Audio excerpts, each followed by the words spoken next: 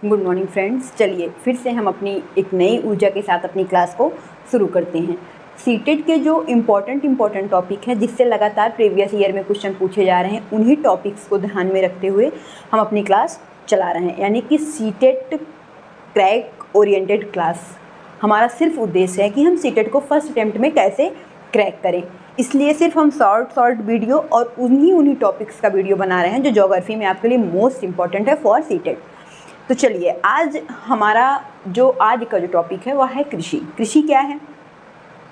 फसलों को उगाना, उनका डेवलपमेंट करना, ये क्या है? यह कृषि है।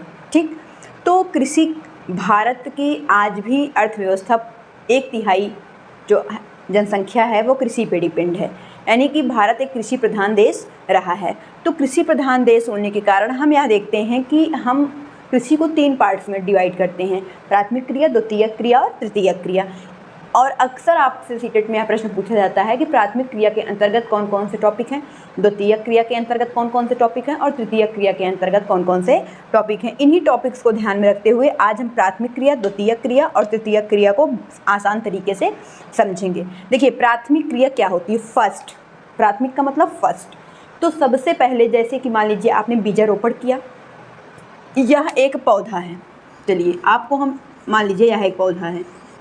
ठीक, इसको मैंने क्या किया? इसको मैंने बीज डाला, इसकी सिंचाई की और इसको डेवलपमेंट करने के लिए पूर्णतः प्रयास किया, इसकी घास निकाली और कुल मिला के या हमको क्या करना है, इस पौधे को तैयार करना है। किसके लिए? जैसे क्या दिया गया है इसमें, देखिए, फसलों और सब्जियों को उगाना। जैसे मान लीजिए कि इस समय आप भिंडी, मान लीजिए आपको भिंडी की खेती करनी है, तो आप क्या करेंगे? बीजारोपण करेंगे, फिर उसकी सिंचाई करेंगे, उसके बाद भिंडी का पेड़ क्या करेगा? आपको फल देगा, तो आप उसको तोड़ेंगे। तोड़ के क्या करेंगे? उसको घर में खाएंगे और ज़्यादा मात्रा में उत्पादित कर रहे हैं तो बाज़ार तक पहुंचाएंगे। तो आपको इन्हीं टॉपिक से समझना है। देखिए, प्राथमिक क्रिया के अंतर्गत हम क्या करते हैं? प्राथमिक संसाधनों का उत्पादन एवं निष्कर्षण। तो प्राथमिक संसाधनों को हम क्या करते हैं? प्राथमिक संसाधनों को हम उत्पादित करते हैं। सबसे पहले हम क्या करेंगे? उत्पादित करेंगे, तभी तो हम सेकंड और थर्ड स्टेज की ओर बढ़ेंगे। तो सबसे पहले क्या है कि प्राथमिक संसाधनों का उत्पादन एवं निष्कर्षण। इसके अंतर्गत क्या क्या आता है? कृषि आता है, कागज़ आता है, मील आता है, यानी कि फसलों और सब्जियों को उगाना। या किसके अंतर्गत आता है? यह आता है कृषि के प्राथमिक क्रिया के अंतर्गत। जैसे आपसे पूछ लिया गया कि गेहूं का उत्पादन किस क्रिया के अंतर्गत आता है? गेहूं की फसल का उत्पादन किस क्रिया के अंतर्गत? तो प्राथमिक क्रिया के अंतर्गत आएगा।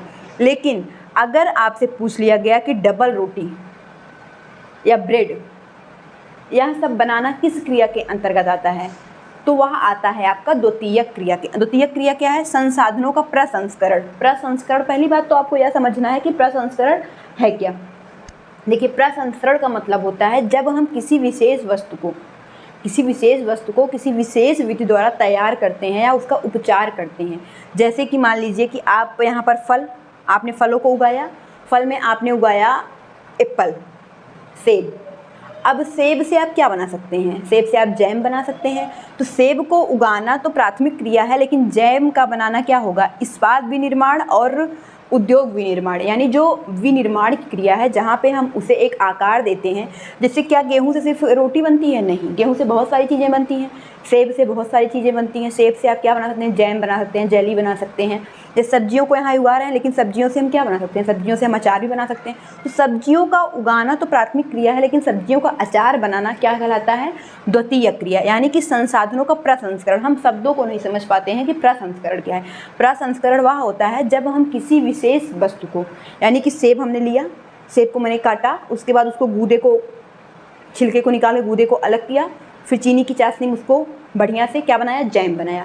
तो जो जैम बनाने का कार्य होता है, जो मैन्युफैक्चरिंग है, जो आप एक आकार दे रहे हैं उस चीज़ को, वो क्या करता है? उद्योग निर्माण। उद्योग निर्माण की क्रिया कहाँ हो रही है? द्वितीयक क्रिया में।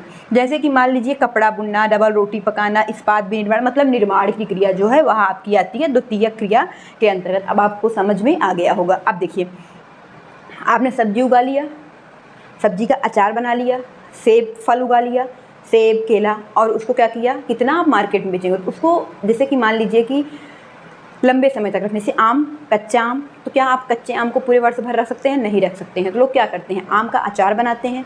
तो आम, इस समय आम का सीजन चल रहा है, तो इसलिए आम से रिलेटेड टॉपिक्स को समझिए। जैसे कच्चा आम, कच्चे आम का उत्पादन क्या है? प्राथमिक क्रिया। लेकिन कच्चे आम का जो अचार बनाया जा रहा है वो किसकी क्रिया के अंतर्गत आता है? वो द्वितीयक क्रिया में, क्योंकि हम उसको एक नया आकार दे रहे हैं। कच्चे आम को अगर हमें पूरे वर्ष भर रखना है तो हमें क्या करना है? उसमें हम तेल मसाला मिलाकर उसको एक आकार देते हैं, फिर डिब्बे में पैक करके।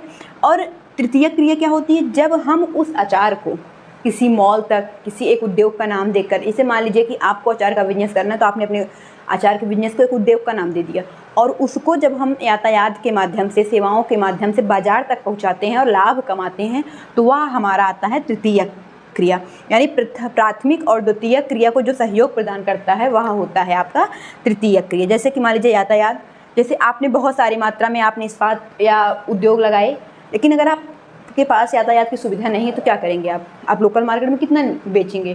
तो इसके लिए आप क्या करते हैं? एक्सपोर्ट और इम्पोर्ट जैसे कीजिए, निर्यात और आयात किया जाता है। कुछ चीज़ें हम यहाँ से विदेशों तक भेजते हैं, कुछ विदेशों से यहाँ तक। तो कुल मिला के इस तरह की जो चीज़ें होती हैं वो आती हैं तृतीयक क्रिया। बैंकिंग क्यों इम्पोर्टेंट है? अब आप पैसा कमाएंगे उद्योगों से तो उसको रखेंगे कहाँ? बैंक।